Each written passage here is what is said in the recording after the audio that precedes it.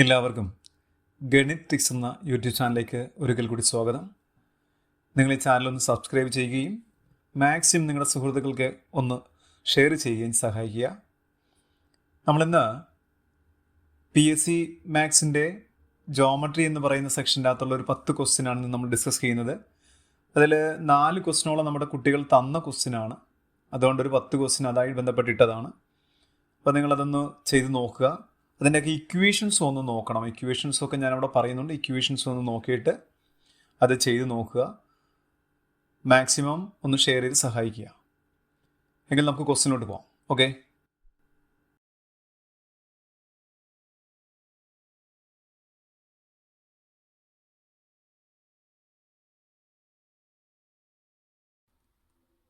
അടുത്ത ചോദ്യം.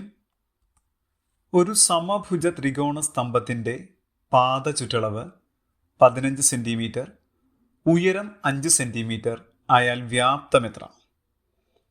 അപ്പോൾ ആദ്യം അറിയേണ്ടത് ഈ സമഭുജ ത്രികോണ സ്തംഭം എന്താണെന്നറിയണ്ടേ? അതിൻ്റെ ഇക്വേഷൻ അറിയാം നമുക്ക്. ഇങ്ങനെ ഇരിക്കുന്നൊരു രൂപമാണ്. അതിൻ്റെ ബേസ് താഴെയും മുകളിലും സമഭുജ ത്രികോണം. ഇവിടെ ഒരു സമഭുജ ത്രികോണമായിരിക്കും, ഇവിടെയും ഒരു സമഭുജ ത്രികോണമായിരിക്കും. അതുകൊണ്ട് ആ സമഭുജ ത്രികോണത്തിൻ്റെ വശത്തിന് നമ്മൾ A എന്നാണ് നമ്മൾ പറയുക. അപ്പം ഒരു വശം എന്നുള്ളതിന് A എന്നാണ് നമ്മൾ സിമ്പിൾ ചെയ്യുക. ഇവിടെ നമുക്ക് നോക്കിയാൽ കാണാം A എന്ന് പറയുന്നത് ഇത് മാത്രമല്ല A. ഇത് A എന്ന് പറയുമ്പോൾ ഇത് A ആണ്, ഇത് ഒരു വശം A ആണ്, ഇത് A ആണ്, ഇത് A ആണ്, എല്ലാം A തന്നെയാണ്. പിന്നെ ഉന്നതി H എന്നാണ് നമ്മൾ കാണിക്കുക. H എന്ന് പറഞ്ഞപ്പോൾ ഈ നീളം, അപ്പം നമുക്കറിയാം ഈ വന്നിരിക്കുന്നതിന് H എന്ന് പറയും. ഇതും H തന്നെയാണ്. ഇവിടെ പുറകോശം വരേണ്ട അതെല്ലാം H തന്നെയാണ്. അങ്ങനെയാണ് A വെച്ചൊക്കെ നമ്മൾ ആ ഫിഗറിൽ നമ്മൾ പറയുക. ഇനി നമുക്ക് ഇതിനകത്ത് വേണ്ട ഇക്വേഷൻസിനെ കുറിച്ചൊന്ന് പറയുകയാണ്. ഏതൊക്കെ ഇക്വേഷൻസ് ആണ് വേണ്ടത്? ആദ്യം ഈ പാദം, ഇതുണ്ടോ പാദം, അത് വെച്ചിട്ടാണ് അതിൻ്റെ പാദ ചുറ്റളവ്. ചുറ്റളവെന്ന് ഞാൻ പറയുന്നുള്ളൂ, പാദ ചുറ്റളവാണ്. പാദ ചുറ്റളവ് എന്ന് വെച്ചാൽ 3A എന്നാണ് നമ്മൾ പറയുക. കാരണം സമഭുജ ത്രികോണമാണ്, 3 വശവും A എന്നാണ് വരിക. അപ്പോൾ നമ്മുടെ ഇക്വേഷൻ 3A എന്നാണ്. ഇനി പാദ വിസ്തീർണം. ആ പാദം ഒരു സമഭുജ ത്രികോണമാണ്. പാദ വിസ്തീർണം എന്ന് വെച്ചാൽ നമ്മൾ പണ്ട് പഠിച്ചൊരു ഇക്വേഷനാണ്, √3a²/4 എന്നാണ്. ഇനി നമുക്ക് വേണ്ടത് വ്യാപ്തം എന്ന് പറയുന്നതാണ്. വ്യാപ്തം എന്താണ്? വ്യാപ്തം എന്ന് വെച്ചാൽ ഏതൊരു ആളെയും വ്യാപ്തം പറയുന്നത് എങ്ങനെയാണ്? പാദ വിസ്തീർണം ഇൻറ്റു ഉന്നതി നേടണ്ടോ? അത് തന്നെയാണ് ഇതും. എന്താ √3a²/4 ഒരു എച്ചും കൂടെ ഉണ്ട്. ഒരു എച്ച് കൂടെ ചേർന്നിട്ടുണ്ട്, വേറെ ഒന്നുമില്ല. പാദ വിസ്തീർണത്തിന് ഞാൻ ഉന്നതി കൊണ്ട് ഇൻറ്റു ചെയ്തിട്ടുണ്ട്. ഇതാണ് നമ്മുടെ ഇക്വേഷൻസ്. ഇനി നമ്മുടെ ക്വസ്റ്റ്യനിലോട്ടൊന്ന് വരാം. സമഭുജ ത്രികോണ സ്തംഭത്തിൻ്റെ പാദ ചുറ്റളവ് 15 സെൻറ്റിമീറ്റർ. പാദം തന്നിരിക്കുന്നത് പാദ ചുറ്റളവ്. നമ്മളിപ്പോൾ പറഞ്ഞു എന്താണ് പാദ ചുറ്റളവ്? പാദ ചുറ്റളവ് 15 സെൻറ്റിമീറ്റർ അല്ലേ? എന്താണ് പാദ ചുറ്റളവിന് ഇക്വേഷൻ? 3A എന്നിപ്പോൾ പറഞ്ഞേ ഉള്ളൂ. ആ 3A ആണ് എത്ര? 15. അപ്പോൾ എത്രയായിരിക്കും? 15/3. 15ന് 3 കൊണ്ട് ഹരിച്ചാൽ എത്ര കിട്ടും? 5 എന്ന് കിട്ടും. അപ്പോൾ A നമുക്ക് കിട്ടി. ഇനി ചോദ്യം വായിച്ചാൽ വീണ്ടും ഉയരം 5 സെൻറ്റിമീറ്റർ എന്ന് വെച്ചാൽ H = 5 സെൻറ്റിമീറ്റർ. അപ്പോൾ നമുക്ക് അളവെല്ലാം കിട്ടി. ഇനി ആരെ കണ്ടുപിടിക്കണം? വ്യാപ്തം കണ്ടുപിടിക്കണം. എന്താണ് വ്യാപ്തത്തിൻ്റെ ഇക്വേഷൻ? ഇപ്പോൾ പറഞ്ഞുള്ളൂ, √3a²h/4. നമുക്ക് ഈ ഇക്വേഷൻ അതൊരു വില ഇട്ട് കൊടുക്കാം. √3 ആദ്യം അങ്ങനെ തന്നെ ഇൻറ്റു അത് കഴിഞ്ഞ് A² നടക്കുന്നുണ്ട്. നിങ്ങൾ A². ഈ A എന്ന് വെച്ചാൽ എത്രയാണ്? 5 ആണ്. അപ്പോൾ A² എന്ന് വെച്ചാൽ എത്രയായിരിക്കും? 5² എന്നായിരിക്കും. കിട്ടിയോ? ഇൻറ്റു H എന്ന് പറഞ്ഞാൽ ഇവിടെ എത്രയാണ്? H എന്ന് വെച്ചാൽ 5 തന്നെയാണ്. അപ്പം ഇൻറ്റു 5 ഡിവൈഡഡ് ബൈ ആ 4 അവിടെ തന്നെ കാണിച്ചേക്ക്. ഇനി 5ൻ്റെ സ്ക്വയർ എത്രയാണ്? 25. 25ന് 5 വെച്ച് ഗുണിക്കുമ്പം 125 കിട്ടും. പിന്നെ ഈ √3 അങ്ങനെ തന്നെ കാണിച്ചേക്കുക. ഈ ഡിവൈഡഡ് ബൈ 4ഉം അങ്ങനെ തന്നെ കാണിച്ചേക്കുക. കണ്ടോ? 125 √3/4. നമ്മുടെ ഓപ്ഷൻ നോക്കിയാൽ കാണാം. D ഓപ്ഷനോട്ട് നോക്കിക്കേ. 125 √3/4 എന്ന് പറയുന്ന ആണ് നമ്മുടെ ആൻസർ. ഓക്കെ,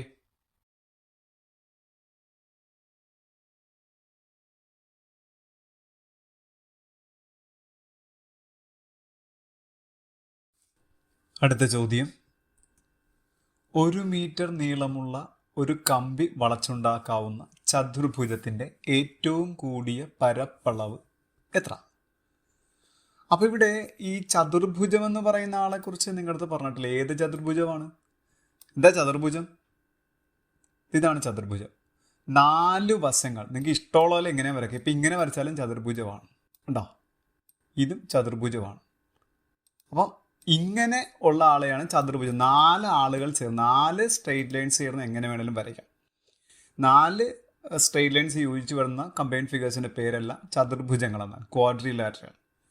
അതിൻ്റെ പലതരത്തിൽ അതിൻ്റെ ഓരോ സ്വഭാവം അനുസരിച്ച് അതിൽക്ക് ഓരോ പേരുണ്ട്. നമുക്കറിയാവുന്ന പേരുകളെ കുറിച്ച് പറയാം. സമചതുരം കണ്ടോ, 4 വശമുണ്ട്. ചതുരം,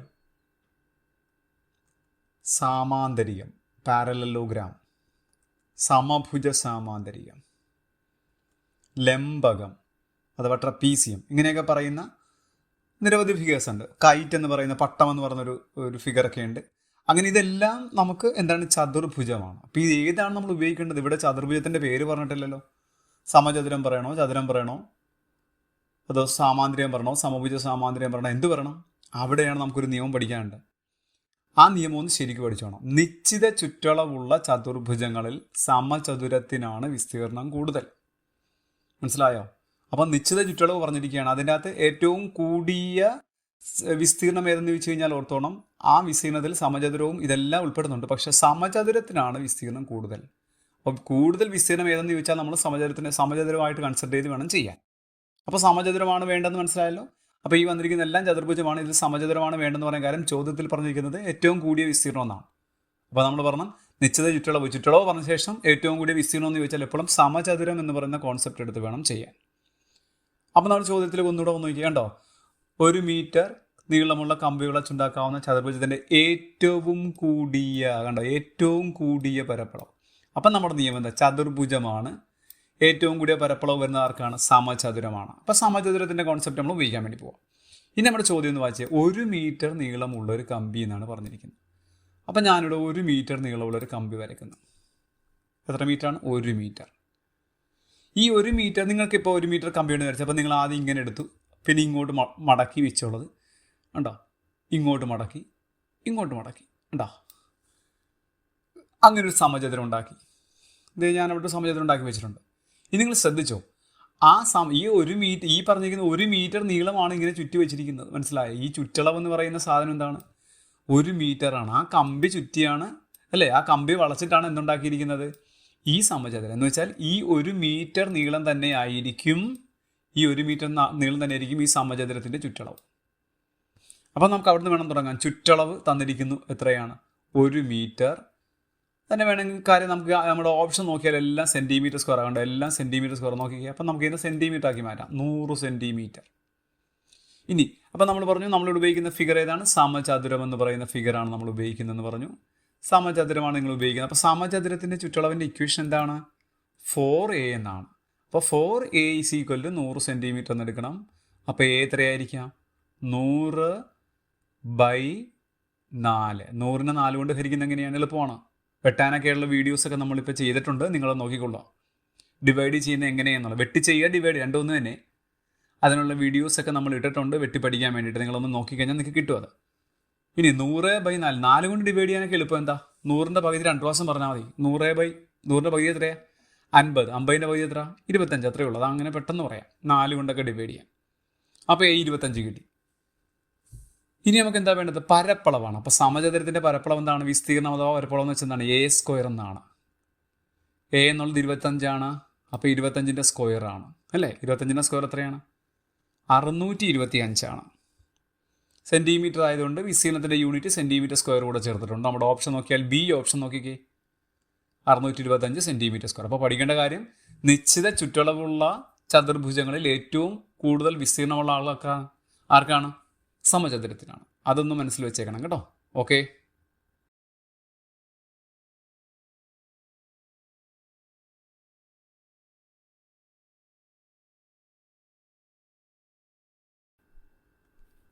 അടുത്ത ചോദ്യം, 2 കോണുകൾ തമ്മിലുള്ള അംശബന്ധം 1:2 ആണ്.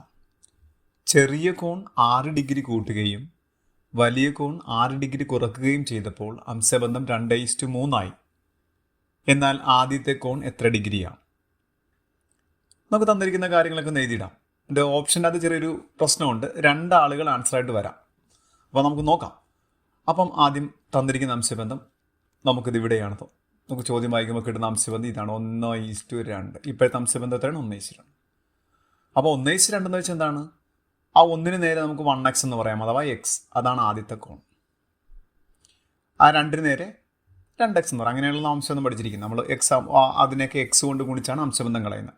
1 ആകുമ്പോൾ കോണിൻ്റെ അളവ് 1x, 2 ആകുമ്പോൾ 2x. അപ്പോൾ ഇതാണ് ഇപ്പോഴത്തെ കോൺ. ഒരാൾ എക്സ് എന്നാണ് ആദ്യത്തെ കോൺ, ചെറിയ കോൺ. രണ്ടാമത്തെ ആൾ 2x എന്നാണ്. ഇതാണ് 2 കോൺ തന്നിരിക്കുന്നത്. ഇനി ചോദ്യം വായിച്ച്, ചെറിയ കോൺ 6 ഡിഗ്രി കൂട്ടുന്നു എന്ന് വെച്ചാൽ എക്സ് എന്ന് പറയുന്ന ആളാണ് ചെറിയ കോൺ. അതിൻ്റെ കൂടെ 6 കൂടുന്നു, ദാറ്റ് ഈസ് x + 6. മനസ്സിലായോ? അതാണ് ആൾ. ഇനി അടുത്ത് എന്താണ്? വലിയ കോൺ. ഇതിനകത്ത് വലിയ കോൺ 2x ആണെന്ന് നമുക്കറിയാം. 2x ആണ് വലിയ കോൺ. ആ 2xലൂടെ എന്ത് ചെയ്യുന്നു? 2x എന്ന് ഞാനിങ്ങനെ എഴുതിയിട്ടുണ്ട്. അതിൻ്റെ കൂടെ എന്ത് ചെയ്യുന്നു? 6 ഡിഗ്രി കുറക്കുന്നു, ദാറ്റ് ഈസ് -6. എന്നിട്ട് അംശബന്ധം എടുക്കുന്നു എന്ന് വെച്ചാൽ ഈ x + 6 = 2x - 6. ഞാൻ അംശബന്ധത്തിൻ്റെ സിമ്പിൾ കൊടുക്കുന്നു. അപ്പോൾ എത്ര കിട്ടുമെന്ന് പറഞ്ഞിരിക്കുന്നു? 2:3 എന്നാകുമെന്ന് വിചാരിച്ചു. ഉണ്ടോ? അതാണ് ആ ക്വസ്റ്റിനകത്ത് പറഞ്ഞിരിക്കുന്ന കാര്യങ്ങൾ. ആ പറഞ്ഞിരിക്കുന്ന അത്രയും കാര്യം ഞാൻ എഴുതിയിട്ട് ഇനി നമുക്ക് സിംപ്ലിഫിക്കേഷനാണ്. അപ്പോൾ നമ്മൾ ആദ്യം പഠിക്കുന്നത് എന്താണ്? ഈ a:b എന്ന് വെച്ചാൽ എന്താണ്? a/b എന്നാണ്. അതറിയാമല്ലോ, a/b എന്നാണ്. അപ്പം നമുക്ക് ഇവിടെ പറയാം, ഇത് നോക്കി, ഇത് a:b ആയിട്ട് എടുത്തേ, ഇത് a:b ആയിട്ട് എടുത്തേ. അപ്പം എങ്ങനെ പറയാം?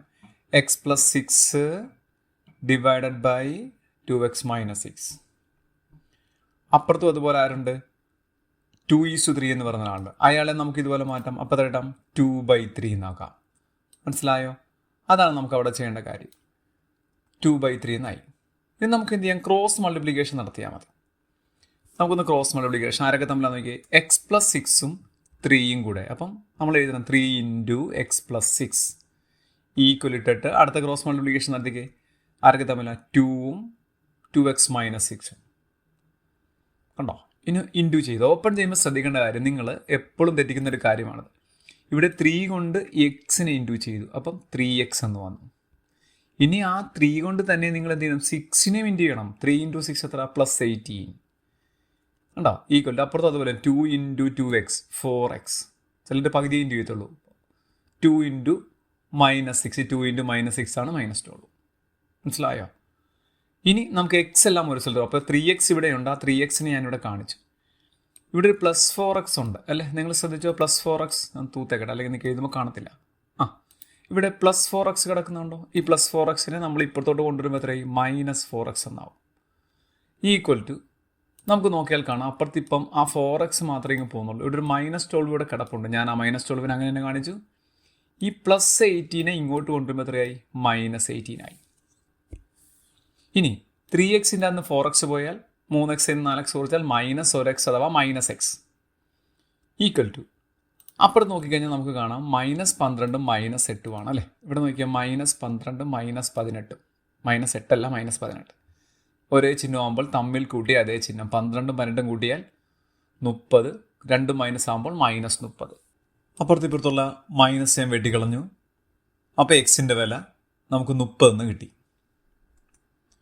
ഇനി ഇവിടുത്തെ കുഴപ്പമെന്ന് വെച്ചാൽ നമുക്കിവിടെ ചോദ്യത്തിൽ ആദ്യത്തെ കോൺ എത്ര ഡിഗ്രി ആണെന്നാണ്. ആദ്യത്തെ കോണുകളുടെ അംശബന്ധം 1:2 ആണ്. അപ്പം ഞാൻ 1:2 എന്ന് എഴുതിയിട്ടു. ഇനി നിങ്ങൾ എന്താണ് ഈ 1 എന്ന് പറയുന്ന ആളെ 30 കൊണ്ട് ഗുണിച്ചാൽ നിങ്ങൾക്ക് 30 കിട്ടും. 2നെയാണ് ഗുണിക്കുന്നതെങ്കിൽ 60 കിട്ടും. അപ്പോൾ നിങ്ങളുടെ കോണുകൾ ഏതൊക്കെയാണ്? 30ഉം വരാം, 60ഉം വരാം. അപ്പോൾ ആദ്യത്തെ കോണുകൾ ഏതെന്ന്? ആദ്യത്തെ കോണെന്ന് വെച്ചാൽ 30 ഡിഗ്രിയും ആദ്യത്തെ കോണാണ്, 60 ഡിഗ്രിയും ആദ്യത്തെ കോണാണ്. അപ്പോൾ നമുക്കിവിടെ 30 എന്ന് പറയുന്നതും ആൻസറായിട്ട് എടുക്കാം, 60 എന്ന് പറയുന്നതും ആൻസറായിട്ട് എടുക്കാം.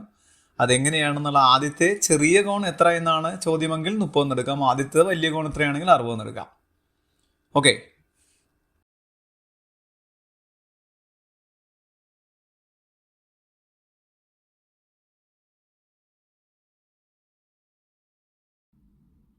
അടുത്ത ചോദ്യം,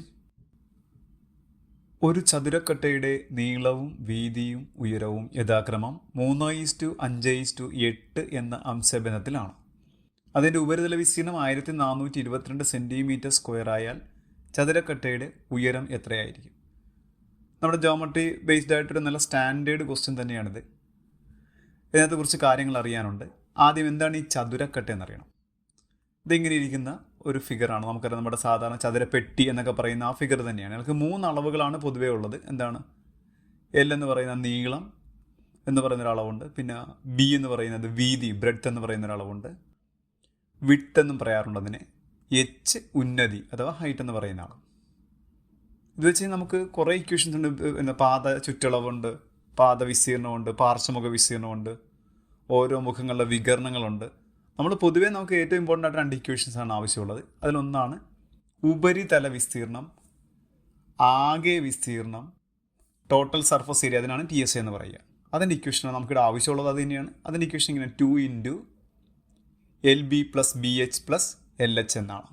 പിന്നെ നമുക്കറിയാവുന്ന ഒരു ഫേമസ് ഇക്വേഷൻ അവിടെ ഉണ്ടല്ലേ, വ്യാപ്തം, ഉള്ളളവ്, വോളിയം എന്ന് പറയുന്ന ആൾ. എന്താണ്? LBH, L × B × H. ഇതാണ് 2 ഇക്വേഷൻ നമുക്കിപ്പോൾ ആവശ്യമുള്ളത്. അതിൽ നമുക്ക് ആവരണം മാത്രം മതി. ഇനി നമുക്ക് ക്വസ്റ്റിനോട്ടൊന്ന് വരാം. ഇനി ആ ക്വസ്റ്റൻ ഒന്ന് വായിക്കാം നമുക്ക്. ഒരു ചതുരക്കട്ടയുടെ നീളവും വീതിയും ഉയരം യഥാക്രമം 3:5:8 എന്ന അംശബന്ധത്തിലാണ്.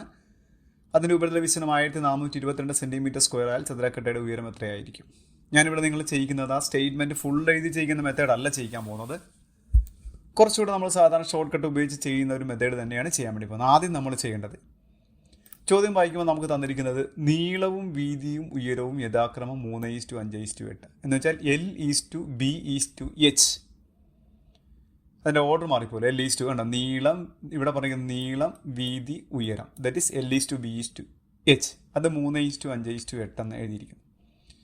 ഇനി ഇവിടെ ചോദ്യത്തിൽ അവർ പറഞ്ഞിരിക്കുന്ന ഉപരിതല വിസ്തീർണം എന്നാണ്. നമുക്ക് ഈ അംശബന്ധം ഉപയോഗിച്ച് ഇവിടെ L എന്നുള്ളത് 3 ആണെന്നും H എന്നുള്ളത് 5 ആണെന്നും H എന്നുള്ളത് 8 ആണെന്നും B എന്നുള്ളത് 5 ആണെന്നും ഒക്കെ നിങ്ങൾക്ക് അറിയാം. ആ പ്രൊപ്പോർഷനായിട്ട് എടുത്താൽ മതി. L എന്നുള്ളത് 3, B എന്നുള്ളത് 5, H എന്നുള്ളത് 8. അങ്ങനെ എടുത്തിട്ട് നമുക്ക് ഈ അംശബന്ധത്തിൽ കിടക്കുന്ന സംഖ്യകൾ വെച്ചുകൊണ്ട് നമുക്ക് ഉപരിതല വിസ്തീർണം കണ്ടുപിടിക്കാം. ഉപരിതല വിസ്തീർണത്തിൻ്റെ ഇക്വേഷൻ നമുക്കറിയാം. 2 × LB + BH + LH. നമ്മളിപ്പോൾ പറഞ്ഞതേ ഉള്ളൂ.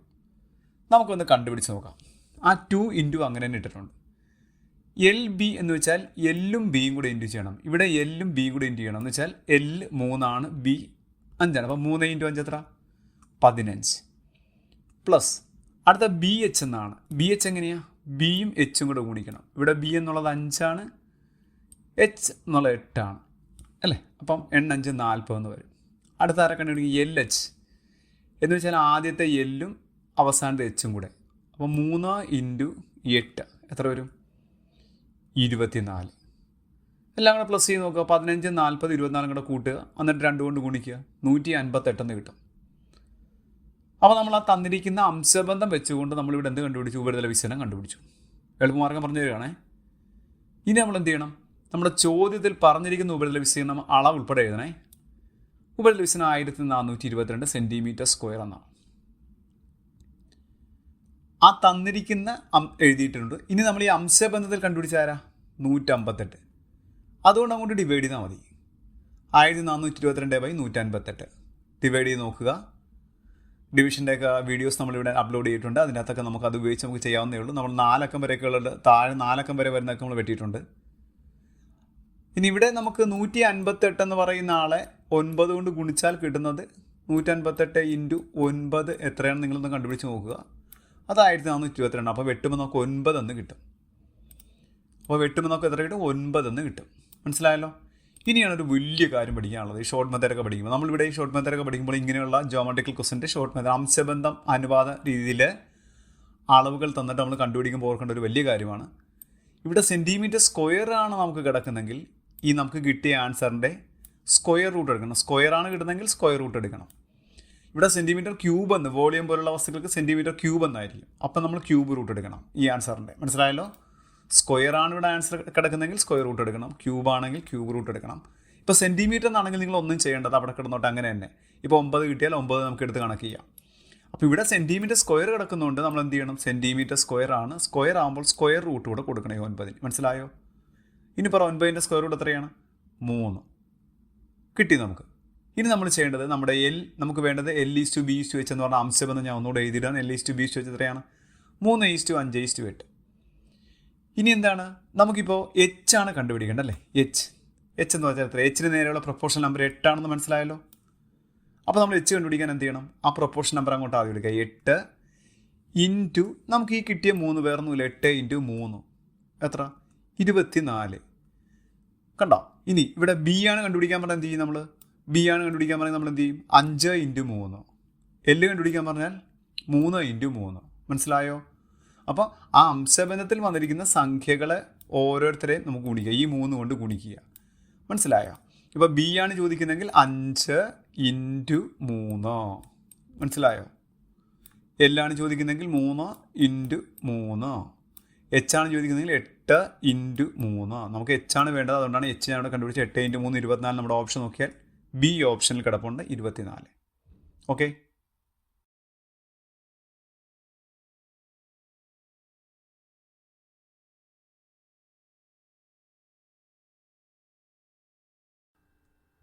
അടുത്ത ചോദ്യം, 15 സെൻറ്റിമീറ്റർ ആരമുള്ള ഒരു ലോഹഗോളത്തെ ഉരുക്കി 27 തുല്യ വലിപ്പമുള്ള ചെറുഗോളങ്ങളാക്കി. ചെറുഗോളങ്ങളുടെ ആരം എത്രയായിരിക്കും? അപ്പോൾ നമ്മൾ ഇങ്ങനെയുള്ള ചോദ്യങ്ങൾ ഉരുക്കുക, മുറിക്കുക എന്നൊക്കെ പറയുമ്പോൾ എണ്ണം പറയുന്ന സന്ദർഭങ്ങളുണ്ടാകും. ചിലപ്പം നമ്മുടെ ചോദ്യത്തിൽ ഒരു 20 സെൻറ്റിമീറ്റർ ആരമുള്ള ഗോളം ഉരുക്കി 10 സെൻറ്റിമീറ്റർ ആരമുള്ള ഗോളങ്ങളാക്കിയാൽ എത്ര എണ്ണം കിട്ടും? അങ്ങനെ എണ്ണം ചോദിക്കുന്ന ചോദ്യം ഉണ്ടാവും, അല്ലാതെ ഉണ്ടാവും. ഇപ്പോൾ 20 സെൻറ്റിമീറ്റർ ആരമുള്ള ഒരു ഗോളം ഉരുക്കി 10 സെൻറ്റിമീറ്റർ ആരമുള്ള ഒരു വൃത്തസ്തൂപി, ഒരെണ്ണേ ഉള്ളൂ, വൃത്തസ്തൂപി ഉണ്ടാക്കി എങ്കിൽ അതിൻ്റെ ഉന്നതി എത്ര? അപ്പം അങ്ങനെ രണ്ട് തരത്തിൽ, ഒന്നെങ്കിൽ എണ്ണം ചോദിക്കാം, ചിലപ്പോൾ ഏതെങ്കിലും അളവ് ചോദിക്കാം, ഉന്നതി എത്ര, ആരം എത്ര, വ്യാസം എത്ര, അങ്ങനെയുള്ള ചോദ്യങ്ങൾ ചോദിക്കാം. അപ്പോൾ അത് രണ്ടിനും 2 ഇക്വേഷൻസ് ഉണ്ട്, ചെറിയ 2 ഇക്വേഷൻസ് ആണ്. ഇപ്പോൾ എണ്ണമാണ് ചോദിക്കുന്നതെങ്കിൽ നമ്മൾ കണ്ടുപിടിക്കുന്നത് എങ്ങനെയാണ്? വലിയ വ്യാപ്തം ബൈ ചെറിയ വ്യാപ്തം. 2 വസ്തുക്കളുണ്ടാവുമല്ലോ, വലിയ ഗോളം ചെറിയ ഗോളം. അപ്പം അല്ലെങ്കിൽ വലിയ ക്യൂബ് ചെറിയ ക്യൂബ്, അല്ലെങ്കിൽ വലിയ ഗോളം ചെറിയ വൃത്തസ്തൂപിക, അങ്ങനെ എന്തെങ്കിലും ഉണ്ടാകും, 2 എണ്ണം ഉണ്ടാവും. അപ്പോൾ അതിൽ വലിയ ആളുടെ വ്യാപ്തം ബൈ ചെറിയ ആളുടെ വ്യാപ്തം, അങ്ങനെയാണ് എണ്ണം കണ്ടുപിടിക്കുന്ന സന്ദർഭങ്ങളിൽ നമ്മൾ ഉപയോഗിക്കുക. ഇനി അങ്ങനെയല്ലാതെ ഒരു ഗോളം ഉരുക്കി ഒരു വൃത്തസ്തൂപിക ഉണ്ടാക്കിയെന്ന് പറയും. അങ്ങനെ സമയത്ത് നമുക്ക് എണ്ണമല്ല ചോദ്യം അവിടെ, എന്നിട്ട് ആ വൃത്തസ്തൂപിയുടെ ഉന്നതി എത്രയാണെന്ന് ചോദിക്കുക. അപ്പോൾ അങ്ങനെ ചോദിക്കുന്ന സമയത്ത് എന്ത് ചെയ്യണം? ഒന്നാമത്തെ വ്യാപ്തം = രണ്ടാമത്തെ വ്യാപ്തം എന്ന് എടുക്കണം. അവിടെ നമുക്ക് എണ്ണം വേണ്ടാത്തതുകൊണ്ട് നമ്മൾ അങ്ങനെ ഡിവൈഡ് ചെയ്യേണ്ട, പകരം ഒന്നാമത്തെ വ്യാപ്തം = രണ്ടാമത്തെ വ്യാപ്തം. ഈ 2 ഇക്വേഷൻസാണ് നമ്മൾ ഉപയോഗിക്കുക. ഇപ്പോൾ നമ്മുടെ ചോദ്യത്തിനകത്ത് ആവശ്യമുള്ളത് നിങ്ങൾക്ക് മനസ്സിലാക്കുകയാണ്, എണ്ണമാണ് ചോദ്യം പറയുന്നത്. അപ്പോൾ നമുക്ക് വേണ്ടത് ഇതാണ്. അപ്പോൾ നമ്മൾ ആ ഇക്വേഷൻ വിചാരിക്കും ചെയ്യാൻ വേണ്ടി പോകുന്നു. അപ്പോൾ നമ്മുടെ ചോദ്യത്തിലോട്ട് വീണ്ടും വരികയാണ്. അപ്പോൾ നമ്മൾ ചോദ്യം വായിച്ചു, നിങ്ങൾ നോക്കിയാൽ നിങ്ങൾക്ക് മനസ്സിലാവും. നിങ്ങളുടെ ചോദ്യം എന്ന് വായിച്ചാൽ 15 സെൻറ്റിമീറ്റർ ആരമുള്ള ഒരു ലോഹഗോളം കണ്ടോ. അപ്പോൾ ഫിഗർ പറഞ്ഞു, അതിൻ്റെ ആരവും നമ്മുടെ പറഞ്ഞു. അത് ഉരുക്കിയിട്ട് എത്ര എണ്ണം കണ്ട? 27 എണ്ണമാണ് തുല്യ വലിപ്പമുള്ള ചെറുഗോളങ്ങളാക്കി. അപ്പോൾ എണ്ണം തന്നു എന്ന് മനസ്സിലായി. അപ്പോൾ എണ്ണമായതുകൊണ്ട് നമുക്ക് എന്ത് പറയാം? എണ്ണത്തിന് ഇക്വേഷൻ പറയാം. എണ്ണം എന്നെങ്ങനെ പറയാം? വലിയ വ്യാപ്തം ബൈ ചെറിയ വ്യാപ്തം. ഇവിടെ നിങ്ങൾ ശ്രദ്ധിച്ചാന്നറിയില്ല, ഫിഗർ 2 ഒന്ന് തന്നെ. ലോഹഗോളത്തെ ഉരുക്കിയിട്ട് ചെറുഗോളങ്ങളാക്കി, 2ഉം ഗോളം തന്നെയാണ്. അപ്പോൾ എന്താണ് ഈ ഗോളത്തിൻ്റെ വ്യാപ്തത്തിൻ്റെ ഇക്വേഷൻ? 4/3 πr³. അപ്പോൾ ഇതാണ് നമ്മൾ ഉപയോഗിക്കാൻ വേണ്ടി പോകുന്ന ഇക്വേഷൻ. കാരണം 2ഉം ഗോളം തന്നെ ആയതുകൊണ്ട് കുഴപ്പമില്ല. ഇത് നമുക്കിവിടെ വില കൊടുത്താൽ മാത്രം മതി. ആദ്യം നമ്മൾ ഈ എണ്ണം എന്ന് പറയുന്ന ആളിലേക്ക് നോക്കിക്കേ. നിങ്ങളുടെ ചോദ്യം നോക്കിയാൽ മനസ്സിലായി, എണ്ണം എത്ര? 27. അപ്പോൾ എണ്ണത്തിൻ്റെ സ്ഥലത്തോണ്ട് 27 കൊടുത്തു. ഈക്വൽ ടു വലിയ വ്യാപ്തം എന്ന് പറയുമ്പോൾ എങ്ങനെ? വലിയ വ്യാപ്തം എന്ന് വെച്ചാൽ നമുക്കിവിടെ ഒരളവുണ്ട്, വലിയ ആൾ ഇതാണ്. ഇവിടെ തന്നിരിക്കുന്നതിൽ വലിയ ആളാരാണ്? ക്വസ്റ്റ്യൻ വായിച്ചാൽ അറിയാം എന്താണ്. 15 സെൻറ്റിമീറ്റർ ഉള്ള ഒരു ലോഹഗോളം, ഇതാണ് വലിയ ആരമായിട്ട് പറയുന്നത്. ചെറിയ ഗോളത്തിൻ്റെ ആരം എന്തെന്നാണ് ചോദ്യം.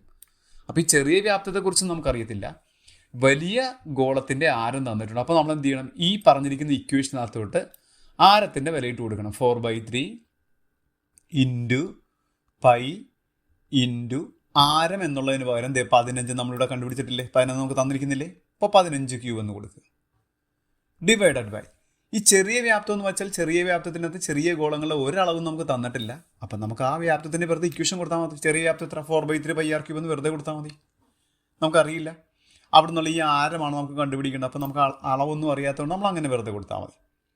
ഇനി നമുക്ക് അവിടെ മുകളിലും താഴെ ഒരേപോലെയുള്ള ചില ആളുകളൊക്കെ വെട്ടിക്കളയാം. 4/3 എന്ന് മുകളിലുണ്ട്, താഴെയുണ്ട്. മുകളിൽ π ഉണ്ട്, താഴെയും π ഉണ്ട്. വെട്ടിക്കളഞ്ഞു. ഇനി നമ്മൾ ഒരു ചെറിയൊരു കാര്യം സിംപ്ലിഫിക്കേഷൻ എളുപ്പം ചെയ്യാൻ വേണ്ടി ചെയ്യണം. 27 എന്ന് വെച്ചാൽ ആരുടെ ക്യൂബാണ്? 3ൻ്റെ ക്യൂബാണ്. ഈക്വൽ ടു ഇവിടെ ഇനി മിച്ചം എത്രയുണ്ട്? ഒരു 15 ക്യൂബുണ്ട്. താഴെ ആരുണ്ട്? ഒരു 6 ക്യൂബുണ്ട്. കണ്ടോ? അപ്പോൾ ഇങ്ങനെ വരുമ്പോൾ എല്ലാ സ്ഥലത്തും ക്യൂബ് ഉണ്ട്. ഇവിടെ ഒരു ക്യൂബ് ഉണ്ട്, ഇവിടെ ഒരു ക്യൂബ് ഉണ്ട്. ഈ ക്യൂബെല്ലാം വെട്ടിക്കളയുന്നതുകൊണ്ട് ഒരു തെറ്റുമില്ല. സിംപ്ലിഫിക്കേഷൻ 3 സ്റ്റെപ്പ് ഒഴിവായി കിട്ടും നമുക്ക്. അപ്പോൾ അതിന് വേണ്ടി നമ്മൾ എന്ത് ചെയ്യും? ആ പറഞ്ഞിരിക്കുന്ന ആളിൽ നിന്ന് വെട്ടിക്കളയും. എങ്ങനെ? 3ൻ്റെ മേളിലുള്ള ക്യൂബ്, 15ൻ്റെ ക്യൂബ്, 6ൻ്റെ ക്യൂബ് എല്ലാ ക്യൂബ് എല്ലാം വെട്ടിക്കളഞ്ഞ് മിച്ചം എത്ര ഉണ്ടെന്ന് പറഞ്ഞു നോക്കിക്കേ. ഇവിടെ ഇനി 3 മാത്രമുണ്ട്. ഈക്വൽ അപ്പുറത്ത് ആരുണ്ട്? ഒരു 15 ഉണ്ട്. ഡിവൈഡഡ് ബൈ ആരുണ്ട്? ഒരു 6 ഉണ്ട്. ഇനി നമുക്ക് ഇവിടെ വേണമെങ്കിൽ ക്രോസ് മൾട്ടിപ്ലൈ ചെയ്ത് 3r = എന്നൊക്കെ പറഞ്ഞാൽ നമുക്ക് ചെയ്യാം.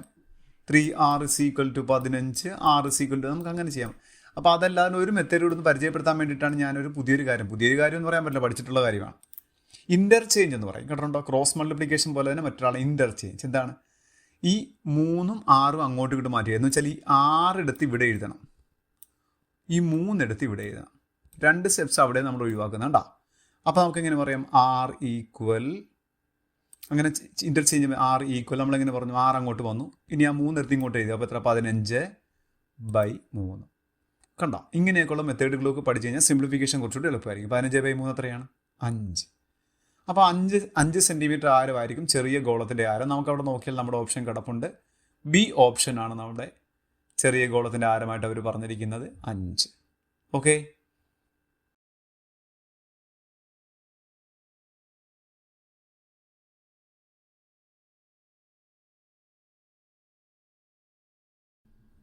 ചോദ്യം വായിക്കുക. ഒരു സമചതുരത്തിൻ്റെ ഓരോ വശത്തിൽ നിന്ന് 1 സെൻറ്റിമീറ്റർ കുറച്ചുള്ള പുതിയ സമചതുരത്തിൻ്റെ പരപ്പളവ് 2500 ചതുരശ്ര സെൻറ്റിമീറ്റർ ആണെങ്കിൽ ആദ്യത്തെ സമചതുരത്തിൻ്റെ വശം എത്ര? ഇവിടെ നമ്മുടെ പറഞ്ഞിരിക്കുന്ന 2 സമചതുരങ്ങളെ കുറിച്ചാണ്. അപ്പോൾ ആദ്യം ഒരു വലിയ സമചതുരം ഉണ്ടായിരുന്നു. ക്വസ്റ്റ്യൻ മനസ്സിലാക്കണം. ആ സമചതുരത്തിൻ്റെ ഇപ്പോൾ ആ സമചതുരത്തിൻ്റെ ഒരു വശം 10 ആയിരുന്നെന്ന് വിചാരിക്കുക. നമ്മൾ അതിൻ്റെ ഒരു വശം കുറച്ചു, ഓരോ സെൻറ്റിമീറ്റർ കുറച്ചു. എത്രയാണ്? 10 എന്നുള്ളത് 9 ആയി. ആ 9 വെച്ചുള്ള സമചതുരം അതിൻ്റെ വിസ്തീർണമാണ്. ആ 1 സെൻറ്റിമീറ്റർ കുറച്ചപ്പോൾ കിട്ടിയ സമചതുരത്തിൻ്റെ വിസ്തീർണമാണ് 2500. എങ്കിൽ ആദ്യം ഉണ്ടായിരുന്ന, കുറക്കുന്നതിന് മുൻപുണ്ടായിരുന്ന സമചതുരം ഏതാണോ അതിൻ്റെ ഒരു വശം എത്ര? വളരെ ചെറിയ ക്വസ്റ്റ്യനാണ്. വായിക്കുമ്പോൾ കൺഫ്യൂഷൻ ഉണ്ടാവുമെന്ന് മാത്രമേ ഉള്ളൂ. വളരെ ചെറിയ ക്വസ്റ്റ്യനാണ്. അപ്പോൾ ഈ സമചതുരം എന്ന് പറയുന്ന ആളാണെന്ന് മനസ്സിലായി അല്ലേ? ഞാനിപ്പോൾ വേറൊന്നും പറയുന്നില്ല. ഈ തന്നിരിക്കുന്ന വിസ്തീർണം അതും സമചതുരം തന്നെയാണല്ലോ. ആ തന്നിരിക്കുന്ന 2500 എന്ന് വെച്ചാൽ സമചതുരത്തിൻ്റെ വിസ്തീർണമാണല്ലോ. അപ്പോൾ പരപ്പളവ് തന്നിരിക്കുന്ന ആ 1 സെൻറ്റിമീറ്റർ കുറവെന്ന് നിങ്ങൾ ആലോചിക്കേണ്ടത്. ഇപ്പം ഈ ഏരിയ എത്രയാണ്? വിസ്തീർണം പരപ്പളവ് എന്ന് വെച്ചാൽ 2500 ആണ്. എന്താണ് സമചതുരത്തിൻ്റെ വിസ്തീർണത്തിൻ്റെ ഇക്വേഷൻ? a² എന്നാണല്ലേ. അപ്പോൾ a² ആണ് എത്ര? 2500. അപ്പോൾ a എത്രയാണ്? ഈ 2500ൻ്റെ റൂട്ട് എടുക്കണം. 2500 റൂട്ട് എടുക്കാൻ എളുപ്പമാണ്. എന്താണ് 2500 റൂട്ട് എടുക്കുന്നത്? എങ്ങനെയാണ്? 25ൻ്റെ റൂട്ട് എത്രയാണ്? 5 ആണ്. മനസ്സിലായോ? 2 0 ഉണ്ട്, അതിൽ 1 0 ഇട്ട് കൊടുക്കണം. അങ്ങനെയാണ് എളുപ്പത്തിൽ നമ്മൾ റൂട്ട് കാണുക. മനസ്സിലായോ? അപ്പോൾ a = 50. അപ്പോൾ നമുക്ക് 50 എന്ന് കിട്ടി അല്ലേ? ഇനി എന്താണ് ആലോചിക്കേണ്ടത്? ഈ 50 എന്ന് പറയുമ്പോൾ എപ്പോൾ കിട്ടിയതാ? 1 സെൻറ്റിമീറ്റർ കുറച്ച് കഴിഞ്ഞപ്പോഴത്തേക്കാണ് 50 ആയത്. അപ്പോൾ ഒറിജിനൽ എത്രയായിരിക്കണം?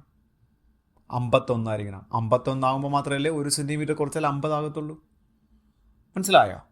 അപ്പം നമ്മുടെ ഓപ്ഷൻ ആൻസർ എത്രയാണ്? 51. ആദ്യത്തെ സമചതുരം 51 ആണ്. അതിൻ്റെ ഈ 51ൻ്റെ അകത്തുനിന്ന് 1 കുറക്കുമ്പോഴല്ലേ 50 വരുന്നത്. അപ്പം നമുക്ക് വേണ്ടത് ആദ്യത്തെ സമചതുരം. അപ്പോൾ ആദ്യത്തെ സമചതുരം എന്ന് വെച്ച് കഴിഞ്ഞാൽ എത്ര വേണം? 51 ആണ് നമ്മുടെ ആൻസർ. നമ്മുടെ ബി ഓപ്ഷനിലൊക്കെ നോക്കിയാൽ കാണാം 51 എന്ന് കിടപ്പുണ്ട്. ഓക്കെ.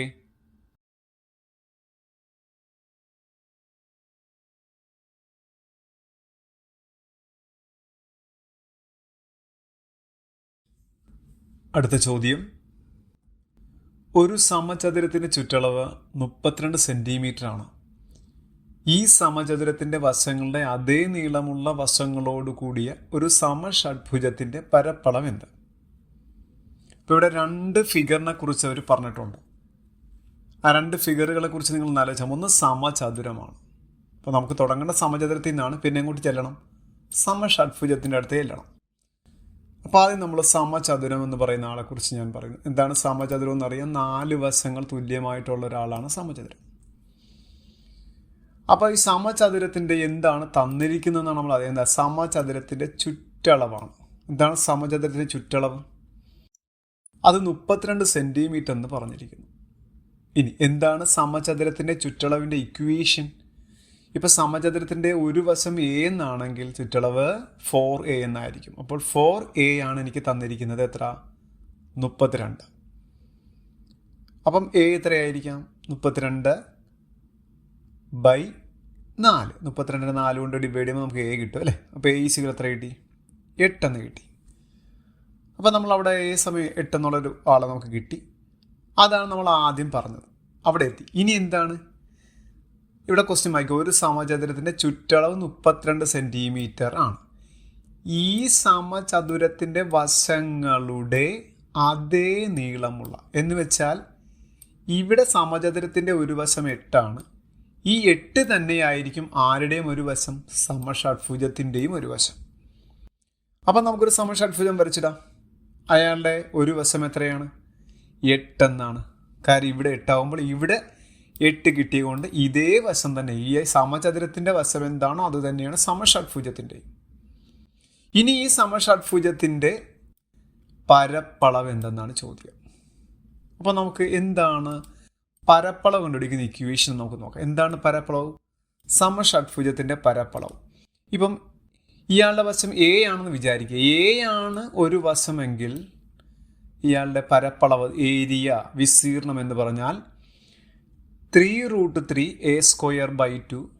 അഥവാ നമുക്ക് വേറൊരു ഉപയോഗം കൂടെ ഉണ്ട്, നിങ്ങൾക്ക് അറിയാമെന്നറിയില്ല. സമഭുജ ത്രികോണത്തിന് അറിയാമോ? √3a²/4 എന്ന് കേട്ടിട്ടുണ്ടാവും. അതിനെ 6 കൊണ്ട് ഗുണിച്ചാൽ മതി കേട്ടോ. × 6 എന്ന് പറഞ്ഞാലും തെറ്റില്ല. രണ്ടും ഒന്ന് തന്നെയാണ്. അപ്പം ഏന്ന് വേണം. പിന്നെ നമ്മുടെ ഒറിജിനൽ ഇക്വേഷൻ 3√3a²/2 എന്നാണ്. ഇനി ഓർത്തിരിക്കാനാണെങ്കിൽ സമഭുജ ത്രികോണം അറിയാവുന്നവർക്ക് അതിൻ്റെ ഏരിയ × 6 അത്രയേ ഉള്ളൂ. അപ്പോൾ നമുക്കിവിടെ വില ഇട്ട് കൊടുക്കാം. ഇവിടെ എന്താണ്? ഈ എ എന്ന് പറയുന്ന ആൾക്ക് മാത്രമേ ഉള്ളൂ വില കൊടുക്കുക. എ എന്നുള്ള സ്ഥലത്ത് എത്ര കൊടുക്കണം? 8 എന്ന് കൊടുക്കാം. 3 അങ്ങനെ തന്നെ കൊടുത്തു. √3 അങ്ങനെ തന്നെ കൊടുത്തു. a² എന്നുള്ള എ എന്നുള്ള 8 ആണല്ലോ. അപ്പോൾ a² എന്നുള്ളത് 8² എന്ന് പറയാം, അല്ലെങ്കിൽ 8 × 8 എന്ന് പറയാം. അപ്പോൾ വെട്ടിക്കളയാനൊക്കെ എളുപ്പമാണ്. /2. ഇനി നമുക്ക് 2ഉം 8ഉം കൂടെ അങ്ങ് വെട്ടിയാലോ. 2 ഒരു 8ഉം കൂടെ വെട്ടി. 8ൽ എത്ര ആശമുണ്ട്? 2 4 തവണ. ഇനി എന്ത് ചെയ്യണം? ഇവിടെയുള്ളൊരു 4 4ഉം 8ഉം കൂടെ ഗുണിക്കുമ്പോൾ 32, 32 3ഉം കൂടെ ഗുണിക്കുമ്പോൾ 96. പിന്നെ ഇവിടെ ഒരു √3 മിച്ചം കിടപ്പുണ്ട്. ആ √3 കൂടെ കാണിച്ചു തരും. അപ്പോൾ നമ്മുടെ ആൻസറായി 96√3 എന്നാണ് നമ്മുടെ ആൻസർ. ഓപ്ഷൻ നോക്കിയാൽ ഓപ്ഷൻ നോക്കിക്കേ, 96√3 എന്ന് കിടക്കുന്നത് കണ്ടോ? അതാണ് നമ്മുടെ ആൻസർ. ഓക്കെ.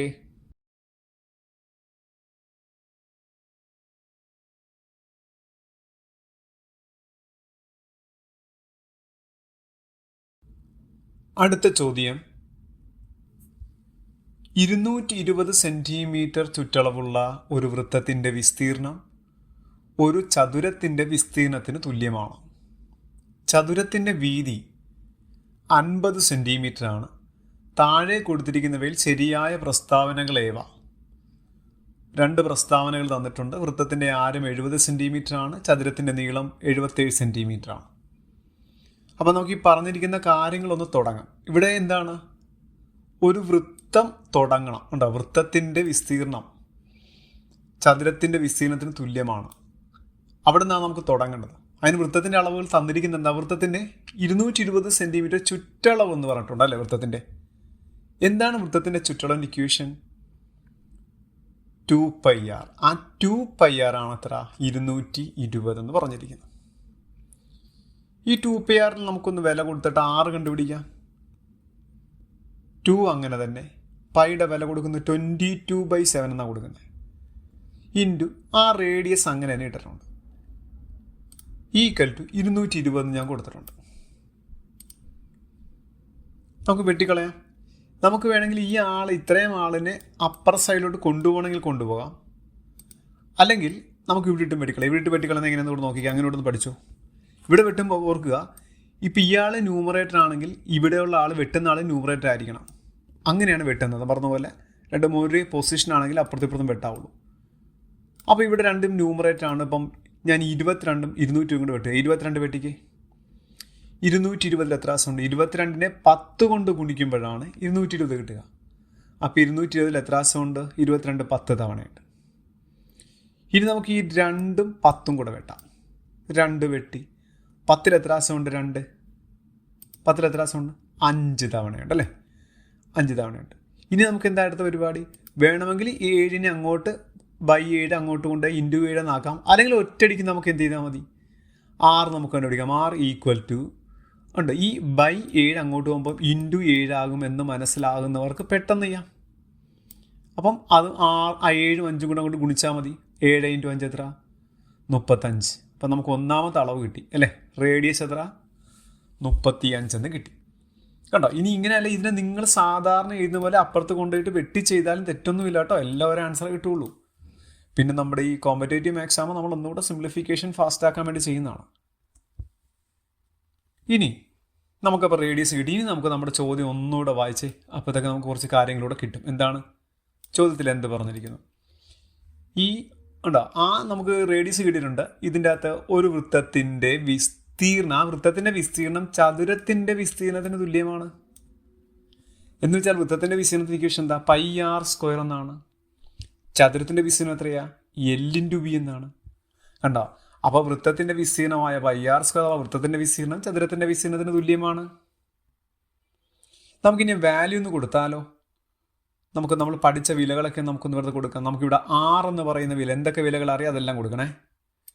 ഞാനിവിടെ പൈയുടെ വില 22/7 തന്നെ കൊടുക്കുന്നു.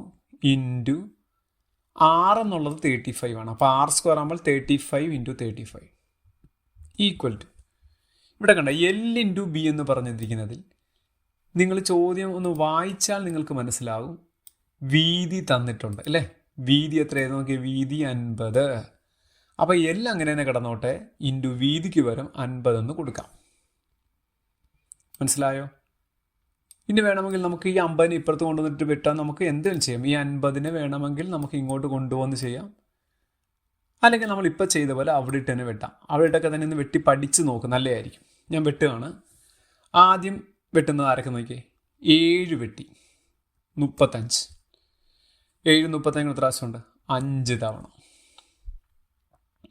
ഇനി ആ 5 50 കൂടെ വെട്ടുകയാണേ. 5 ൽ 5 ഒരു തവണയുള്ളൂ, വെട്ടിക്കളയാം. 50 എത്ര പ്രാവശ്യമുണ്ട്? 10 തവണയായിട്ട്. മനസ്സിലായോ? ഇനി നമ്മൾ ചെയ്യാൻ വേണ്ടി പോകുന്നത് ഇത് 10ഉം 35 കൂടെ വേണമെങ്കിലും വെട്ടാം, 22 വെട്ടാം. 10ഉം 35 കൂടെ വെട്ടുന്നു. 10ൽ എത്ര പ്രാവശ്യമുണ്ട്? 5ൻ്റെ പട്ടിക പറ. 10ൽ എത്ര പ്രാവശ്യം 5 ഉണ്ട്? 2 തവണയുണ്ട്. 35ൽ എത്ര പ്രാവശ്യമുണ്ട്?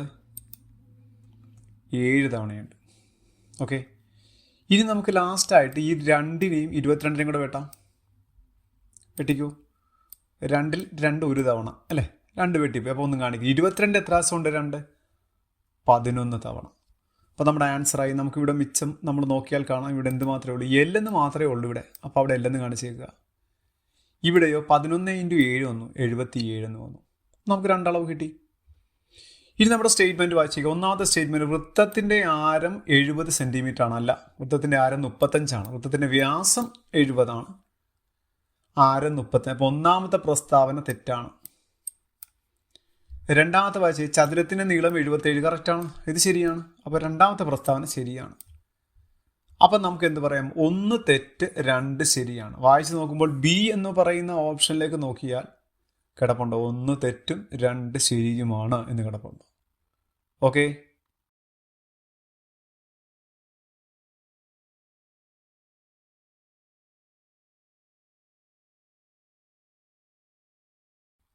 അടുത്ത ചോദ്യം, ഒരു മട്ടത്രികോണത്തിൻ്റെ കർണം 1.5 മീറ്ററും മറ്റൊരു വശം 1/2 മീറ്ററുമായാൽ അതിൻ്റെ ചുറ്റളവ് എന്ത്? √2 എന്നുള്ളതിൻ്റെ വിലയും തന്നിട്ടുണ്ട്. അപ്പോൾ പറഞ്ഞിരിക്കുന്ന ഫിഗർ എന്ന് വെച്ചാൽ ഒരു മട്ടത്രികോണമാണ് അല്ലേ? മട്ടത്രികോണം. ഞാൻ മട്ടത്രികോണം വരച്ചിട്ട്, മട്ടത്രികോണത്തിൻ്റെ ഏറ്റവും വലിയ വശം അഥവാ 90 ഡിഗ്രി എന്ന് പറയുന്ന ആൾക്ക് എതിര് കിടക്കുന്ന വശം, അതിനെയാണ് കർണം എന്ന് പറയുക. അപ്പോൾ കർണം നമുക്ക് തന്നിരിക്കുന്നു 1.5 മീറ്റർ. മറ്റൊരു വശം എന്നുള്ളത് ഏത് വശവും ആകാം, അത് നിങ്ങൾ ശ്രദ്ധിക്കുക.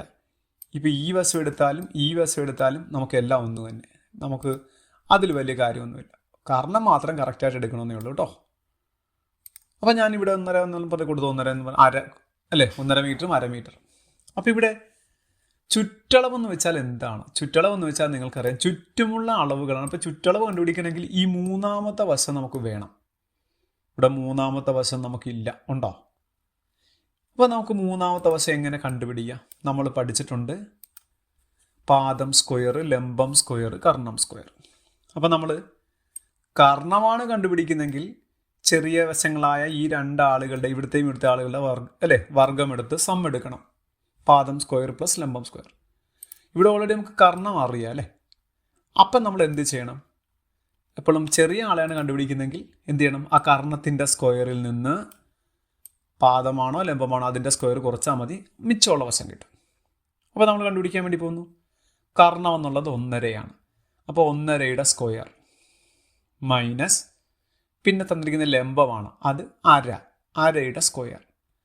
അയാളുടെ റൂട്ട് കൂട്ട് എടുക്കണം. അപ്പോഴാണ് മൂന്നാമത്തെ വശം കിട്ടുക. പാദം സ്ക്വയർ, ലംബം സ്ക്വയർ, കർണം സ്ക്വയർ എന്നൊക്കെ നിങ്ങൾ പഠിച്ചതാണ്, കിട്ടിയിട്ടുണ്ട്. ഇനി ഇത് 2 തരത്തിൽ വേണമെങ്കിൽ ചെയ്യാം. ഇവിടെ 1.5 ഈ പറഞ്ഞിരിക്കുന്ന 1.5 ഇട്ട് തന്നെ നമുക്ക് ചെയ്യാം. ഇനി അല്ലാതെ കൊണ്ട് 1.5 എന്നും ഈ അര എന്നുള്ളതിന് 0.5 എന്നെടുത്ത് ചെയ്താലും നിങ്ങൾക്ക് ആൻസർ കിട്ടും കേട്ടോ. അങ്ങനെ എടുത്താലും ആൻസർ കിട്ടും. ഞാനിപ്പോൾ ഇങ്ങനെ ഫ്രാക്ഷനായിട്ട് എന്നിട്ട് പറയാൻ വേണ്ടി പോവുകയാണ്. ഏത് തരത്തിൽ ചെയ്താലും ആൻസർ കിട്ടും. കാര്യം നിങ്ങൾക്കറിയാം A square minus B square എന്ന് പറഞ്ഞൊരു ഫോർമാറ്റായി കിടക്കുന്ന അല്ലേ. A square minus B square എന്ന് പറഞ്ഞുള്ള ഫോർമാറ്റ് ഈ നമ്മുടെ ഇതിനകത്തുള്ള ക്വസ്റ്റ്യൻ പേപ്പർ വർക്കൗട്ട് തന്നെ എൻ്റെ ഒരു 8ാമത്തെ പ്രാവശ്യമാണ് A square minus B square വരുന്നതെന്ന് എനിക്ക് തോന്നുന്നു. എന്താണ് A square minus B square? A plus ബിയും പറയാം, പിന്നെ ഇൻറ്റു എ മൈനസ് ബി എന്നും പറയാം. ഇതാണ് അയാളുടെ ഇക്വേഷൻ. കണ്ടോ? അപ്പം നമുക്ക് ഇയാളെ നമുക്ക് എങ്ങനെ പറയാം? ഇതുപോലെ ഈ A square minus B square എന്ന് പറഞ്ഞു നോക്കിയപ്പോൾ ഈ പഠിച്ച നിയമം അനുസരിച്ചപ്പോൾ എങ്ങനെ പറയാം? അപ്പം എ എന്നുള്ളത് ഇവിടെ ആരാണ്? 1.5 ബി എന്നുള്ളത് അരയാണ്. അപ്പോൾ എ പ്ലസ് ബി പറ 1.5 പ്ലസ് അര. അതൊരു ബ്രാക്കറ്റ് കൊടുത്തേക്കണം. അതാണ് ഇൻറ്റു എന്ന് പറയുന്നത്. അടുത്തത് എ മൈനസ് ബി. ഈ പറഞ്ഞ ആൾ തന്നെ മൈനസ് ഇട്ട് വെച്ച് 1.5 മൈനസ് അര. നമുക്ക് ചെയ്യാനുള്ളൂ. അപ്പോൾ ആ റൂട്ട് അവിടെ കിടന്നോട്ടെ. ഇനി ഈ 1.5 അരയും കൂടെ കൂട്ടുമ്പോൾ 1.5 പ്ലസ് അര, 1.5 പ്ലസ് അര 2 അല്ലേ. ഇൻറ്റു ബ്രാക്കറ്റിന് വരെ നമ്മൾ ഇൻറ്റു എന്ന് കൊടുത്തിട്ടുണ്ട്. ഈ 1.5യിൽ നിന്ന് അര പോയാൽ എത്ര കിട്ടാം? 1. ആ റൂട്ട് അവിടെ കിടക്കട്ടെ. അപ്പം നമുക്ക് കിട്ടി 2 ഇൻറ്റു 1 റൂട്ട് 2 എന്ന് കിട്ടി. അപ്പം മൂന്നാമത്തെ വശം റൂട്ട് 2 എന്ന് നമുക്ക് കിട്ടി. ഓക്കെ. ഇനി എന്താണ് ചുറ്റളവ്? ചുറ്റുമുള്ള അളവുകളെ കൂട്ടിയാൽ ചുറ്റളവായി. എന്ന് വെച്ചാൽ ഈ 1.5 അര റൂട്ട് 2 ഇത് 3 കൂടെ പ്ലസ് ചെയ്താൽ മതി, നമുക്ക് ചുറ്റളവ് കിട്ടും. അപ്പോൾ ചുറ്റളവിൻ്റെ ഇക്വേഷൻ മനസ്സിലായല്ലോ. അല്ലാതെ പ്രത്യേകിച്ച് വേറെ ഇക്വേഷൻ ഒന്നുമില്ല. ചുറ്റുമുള്ള അളവുകളുടെ തുക അത്രയേ ഉള്ളൂ. അപ്പോൾ എത്ര? 1.5 പ്ലസ് അര പ്ലസ് റൂട്ട് 2. ഓക്കെ. ഇവിടെ ഈ 1.5 അരയും കൂടെ കൂട്ടിക്കേ 2 പ്ലസ് നിങ്ങൾ ആ ചോദ്യം ഒന്ന് നോക്കിയാൽ നിങ്ങൾക്ക് കാണാം റൂട്ട് 2ൻ്റെ വില തന്നിട്ടുണ്ടല്ലേ. നിങ്ങളുടെ ചോദ്യം നിങ്ങൾക്ക് റൂട്ട് 2ൻ്റെ വില എത്രയാ? അപ്പോൾ ഈ റൂട്ട് 2ന് പകരം വില ഇട്ട് കൊടുക്കണം 1.41. 2ഉം 1.41 കൂടെ കൂട്ടുമ്പോൾ എത്ര കിട്ടാം? ആ 2ഉം 1 കൂടെ കൂട്ടിയാൽ മതി. കാര്യം 2ന് ദശാംശം ഭാഗമില്ലാതെ കൊണ്ട് ആ എണ്ണൽ സംഖ്യയുടെ ഭാഗങ്ങൾ മാത്രം 2 പ്ലസ് 1 എത്ര? 3. ആ 0.41 അങ്ങനെ. അപ്പോൾ 3.41 കിട്ടും. ഓപ്ഷൻ നോക്കിയാൽ സി ഓപ്ഷനിലേക്ക് നോക്കിയാൽ കാണാം 3.41 സി ഓപ്ഷനിൽ കിടപ്പുണ്ട്. ഓക്കെ.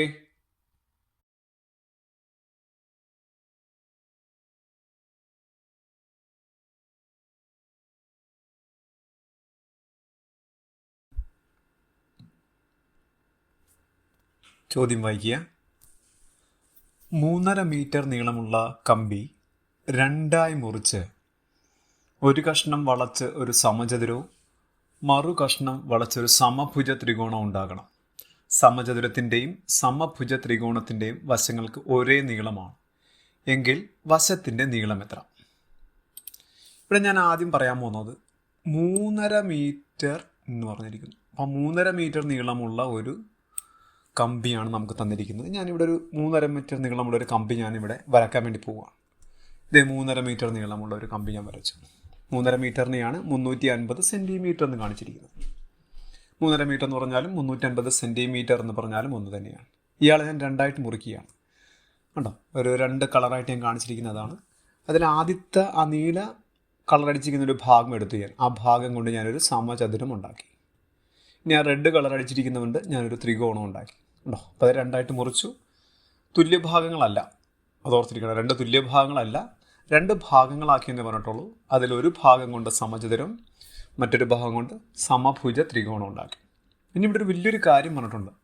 ഇതുണ്ടോ, ഇവിടെ മുതലൊന്ന് വായിക്കണം. സമചതുരത്തിൻ്റെയും സമഭുജ ത്രികോണത്തിൻ്റെയും വശങ്ങൾക്ക് ഒരേ നീളമാണ്. എന്ന് വെച്ചാൽ ഇപ്പോൾ സമചതുരത്തിൻ്റെ വശം എ എന്നെടുത്താൽ അതിപ്പോൾ 10 സെൻറ്റിമീറ്റർ ആണെന്ന് വിചാരിക്കുക. 10 സെൻറ്റിമീറ്റർ ആണെങ്കിൽ ആ 10 സെൻറ്റിമീറ്റർ നമ്മൾ എ എന്നെടുക്കുന്നത്. 10 10, 15 15, എന്തോ ആയിക്കോട്ടെ, അതിനെ എ എന്നെടുത്തു. എങ്കിൽ സമഭുജ ത്രികോണത്തിൻ്റെയും ഒരു വശം എത്രയായിരിക്കും? ആ എ തന്നെയായിരിക്കും. രണ്ടാളുടെ വശങ്ങളുടെ നീളം തുല്യമായിരിക്കും. ഇനി എന്താണ് സമചതുരം എന്ന് പറയുന്നത്? നമുക്കറിയാം, ഒരു വശം എ ആണെങ്കിൽ മറ്റുള്ള വശങ്ങൾ എന്ത് തന്നെയായിരിക്കും? എ ആയിരിക്കും. സമഭുജ ത്രികോണം അങ്ങനെ തന്നെയാണ്, എല്ലാ വശങ്ങളും തുല്യമാണ്. അപ്പോൾ ഈ ഒരു വശം എ കിട്ടിയോണ്ട് ഇവിടെ എന്ത് തന്നെയായിരിക്കും? എ ആയിരിക്കും. ഉണ്ടോ? അപ്പോൾ ഈ സമചതുരം നമുക്ക് നോക്കാം. സമചതുരത്തിലേക്ക് നോക്കിയാൽ ഈ സമചതുരത്തിലേക്ക് നോക്കി കഴിഞ്ഞാൽ സമചതുരത്തിന് ഈ 4A ഉണ്ടല്ലേ. അപ്പോൾ അതിൻ്റെ ചുറ്റളവെന്ന് വെച്ചാൽ എത്രയായിരിക്കും? 4A എന്ന് വെച്ചാൽ അർത്ഥം എന്താണ്? നമ്മൾ ഇവിടുന്ന് ഇവിടം വരെ എടുത്തിരിക്കുന്ന നീളമാണ് എത്ര? 4A. ഉണ്ടോ? അതുമല്ല സമഭുജ ത്രികോണം എന്ന് പറഞ്ഞാൽ ഇയാൾക്ക് എന്താ പ്രത്യേകത? ഇയാൾക്ക് അയാളുടെ ചുറ്റളവ് എത്രയാണ്? 3A എന്ന് വെച്ചാൽ ഇവിടുന്ന് ഇവിടം വരെയുള്ള നീളത്തിൻ്റെ പേരെന്താണ്? 3A. ഉണ്ടോ? ഇനി നമുക്കറിയാം, അപ്പം നമുക്കിനി മനസ്സിലായി ഈ 4Aയും 3Aയും കൂടെ ചേരുന്നതാണ് എത്ര? 350. അപ്പോഴല്ലേ 350 ആവുന്നേ. അത് നമുക്ക് കൊടുത്താൽ മതി. കണ്ടോ, 4A എന്ന് പറയുന്ന സമചതുരം നിർമ്മിക്കാൻ ഉപയോഗിച്ച കഷ്ണം പ്ലസ് 3A എന്ന് പറയുന്നത് സമഭുജ ത്രികോണം നിർമ്മിക്കാൻ ഉപയോഗിച്ച കഷ്ണം, അത് രണ്ടും കൂടെ ചേർന്നു അല്ലേ. അതുകൊണ്ട് രണ്ടും കൂടെ ചേർന്നപ്പോൾ എത്രയായി? 350 സെൻറ്റിമീറ്റർ ആകെ നീളമായി. ഇനി നമുക്ക് സാധാരണ സിംപ്ലിഫൈ ചെയ്യുന്ന പോലെ സിംപ്ലിഫൈ ചെയ്യാൻ എത്രയാണ്? 4Aയും 3Aയും കൂടെ എത്രയാണ്? 7A എന്ന് കിട്ടും. അപ്പോൾ 7A എന്നുള്ള എത്രയാണ്? 350 സെൻറ്റിമീറ്റർ. അപ്പോൾ A എത്രയായിരിക്കും? 350 ഇൻറ്റു 7 അപ്പുറത്ത് പോകുമ്പോൾ എത്ര? Divided by 7. എത്രയാണ്? 350/7 എന്ന് പറയുമ്പോൾ എത്രയാണ്? അപ്പോൾ A = 350 എത്ര? 7. 5 തവണ 50 അല്ലേ. അപ്പോൾ 50 സെൻറ്റിമീറ്റർ. അപ്പോൾ നമ്മുടെ സമചതുരത്തിൻ്റെയും സമഭുജ ത്രികോണത്തിൻ്റെയും ഒരു വശത്തെ നീളം 50 ആണ്. നമ്മുടെ ഓപ്ഷൻ നോക്കിയാൽ കാണാം B ഓപ്ഷനാണ്. ഉണ്ടോ? 50 സെൻറ്റിമീറ്റർ നമ്മുടെ കിടപ്പുണ്ട്. ഓക്കെ.